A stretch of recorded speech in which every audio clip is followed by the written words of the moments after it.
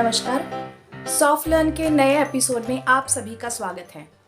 आज हम कुछ ऐसा टॉपिक देखने वाले हैं जो सबको चिंता में डालने वाला है। या ऐसा होता है कि कई बार हम सोचते रहते हैं कि बच्चों को एंगेज कैसे रखें, खास करके इस मॉनसून सीज़न में जहाँ पर बाहर में बच्चे खेलने नहीं जा सकते हैं, उनको बुखार या सर्दी जैसे ज़ुकाम जैसे कुछ लक्षण होते हैं या वो बीमार पड़ जाते हैं पूरी तरह से। तब हम खास करके उनका ध्यान भी रखना चाहते हैं और उनको अच्छी तरीके से एंगेज भी रखने की कोशिश करना चाहते हैं। तो ये दोनों चीज़ें एक साथ कैसे संभव है, कैसे पॉसिबल है, इसके लिए आज हम थोड़ा सा जानकारी लेंगे या फिर मेरे जो थॉट्स है या जो टेक्निक्स मैं इस्तेमाल करती हूँ वो आप लोगों के साथ शेयर करूँगी। तो चलिए शुरुआत करते हैं इस वीडियो को। सबसे पहले है कि बच्चों को एंगेजमेंट जब आप देखोगे तो वो प्रोडक्टिव एंगेजमेंट हो और बिना स्क्रीन टाइम के एंगेजमेंट हो। तो बिना स्क्रीन टाइम यानी कि मोबाइल या टीवी से उनको दूर रखना है। उसी के साथ में उनको कोई भी गैजेट नहीं देना है, जैसे गेम्स के गैजेट्स होते हैं या वीडियो गेम्स होते हैं, इन सब से भी दूर रखना है। या फिर कई बार ऐसे टेक्नोलॉजिकल टॉयज़ होते हैं, रिमोट कंट्रोल टॉयज़ होते हैं जिसमें बहुत सारा नॉइज़ होता है, तो ऐसे टॉयज़ को भी आप दूर रखें। क्योंकि बच्चे जब बीमार है तब उनको ज़्यादा से ज़्यादा शांतिपूर्ण वातावरण या जैसे उसको बोलते हैं कि एकदम काम पीस ऐसा एनवायरनमेंट चाहिए होता है जो हेल्दी वे ऑफ लिविंग है, या जिससे बच्चे और जल्दी रिकवर हो पाएंगे उनकी बीमारी से। तो ऐसी कौन सी चीज़ें हैं? सबसे पहले उसमें आते हैं कि आप बच्चों के लिए अलग अलग बोर्ड गेम्स दे सकते हैं। जैसे 3.5-4 साल का बच्चा है तो वो इजीली बोर्ड गेम खेल सकता है। उसको बोर्ड गेम के रूल्स जो फॉलो करने पड़ते हैं, जैसे डाइस हो गया या स्नेक एंड लैडर हो गया या लूडो हो गया, तो ये बोर्ड गेम्स वो फॉलो कर सकते हैं। लोपामुद्रा अभी 4.5 साल की हो गई है और उसको टर्न टेकिंग आने लगा है। उसके साथ ही उसको पता चल रहा है कि कैसे स्ट्रेटजी प्लान करनी है, यानी कि दूसरे अपोनेंट का जो मोहरा है उसको कैसे मात देनी है, कैसे शय देना है, ये सारी चीज़ें भी उसको समझ में आने लगी है। 3.5 साल की उम्र से उसके साथ में ये बोर्ड गेम खेलती हूँ। तब मैं उसको सिर्फ स्नेक और लैडर खिलाती थी, बताती थी कैसे खेलना है, और वो उसमें नंबर्स को आइडेंटिफाई करती थी। बाद में उसको पहचान में आने लगा कि स्नेक आ गया तो हाँ वो हमें खा लेगा और हमें डाउन वे में या नीचे के जो खाने हैं उसमें जाना पड़ेगा, या हमारा जो स्कोरिंग है, लीडर बोर्ड है, उसमें मैं कम पोजीशन में आ जाऊंगी। तो ये सारी चीज़ें उसको धीरे धीरे पहचान में आने लगी, समझ में आने लगी।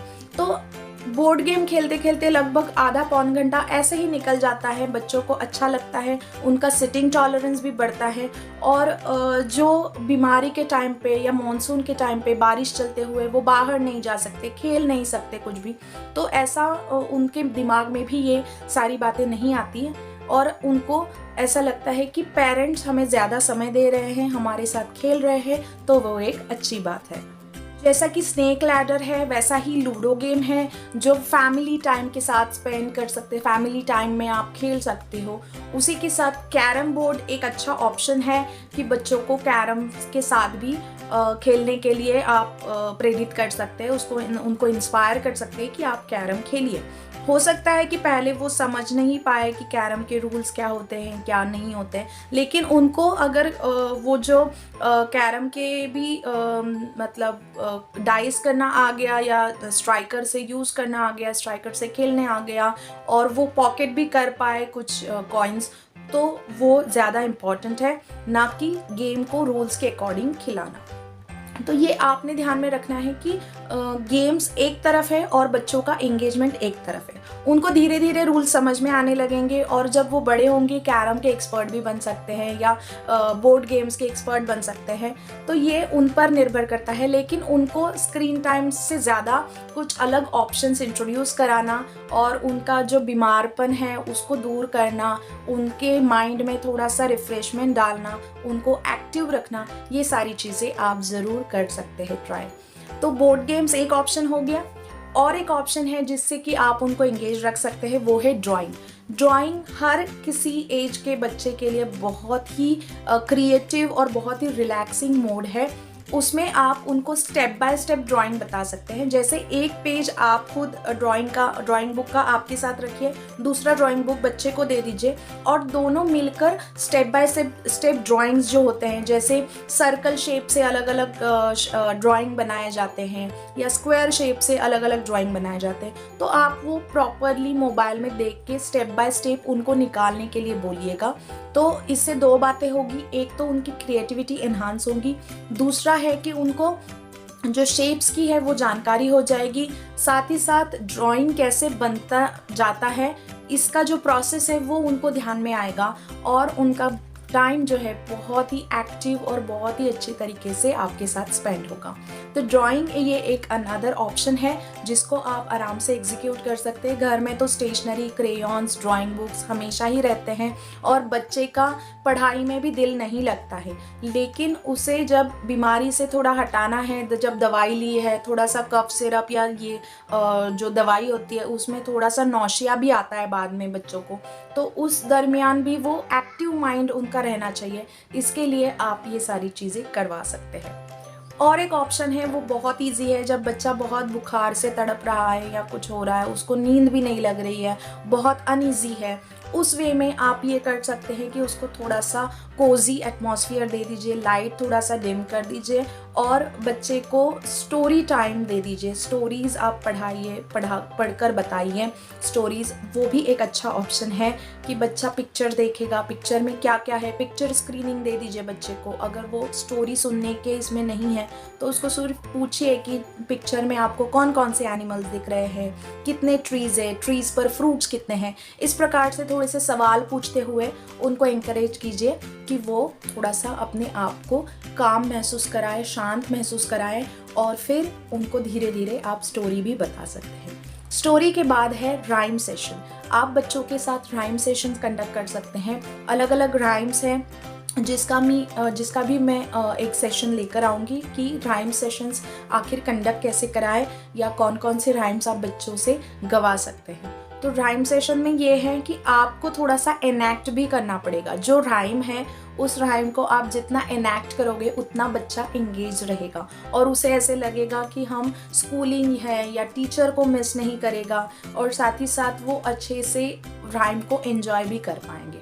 तो ज़्यादा कूदने वाले या एक्टिविटी देने वाले राइम्स आप मत लीजिए, लेकिन थोड़े से शांत मोड वाले, जैसे row row row your boat gently down the stream, merrily merrily merrily merrily life is but the dream, ऐसे जो स्लो पेस के गाने हैं वो आप उनसे गवा सकते हैं।